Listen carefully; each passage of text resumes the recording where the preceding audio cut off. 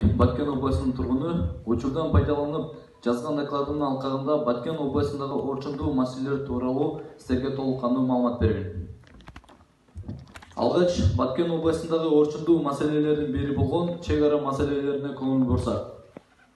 Кыргызстанды ата-бабаларыбыз биз үчүн канын, жанын аябай душмандар менен салгылашып отуруп, эгемендүү өлкөнү бизге тартуулаган. Кыргызстан бизге аманат. Биздин милдет аманатка кыянат кылбай, татыктуу түрдө кызмат кылып, өлкөбүздүн бүтүндүгүн сактап, өнүктүрүп, кийинки муунга өткөрүп берүү. Учурда Баткен обласындагы эки коңушу өлкөлөр менен чектешкен.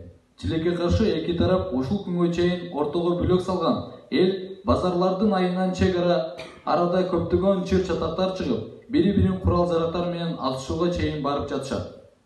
Учурда коңшу өлкөлөрдүн жерлери чоңоюп, Кыргыздын жерлери кичирейип баратат. Бул ачуу чындык. Бул маселеге баарыңыздарды кайдыгер карабоого чакырат элем. Себеби жерден өткөн баалуу нерсе жок экени баарыбызга маалым. Баткен областы дагы жашаган карапайым калк күн, түн дебей чек араны кайтарып, көптөгөн азаптарды башынан кечирип келүүдө. Өкүнүчтүүсү бул маселе бир гана Баткен областынын гана маселеси деген ой. Айтайын дегеним, Баткен дагы Кыргызстандын ажырагыс бир бөлүгү экенин унутпаңыздар. Баткен областынын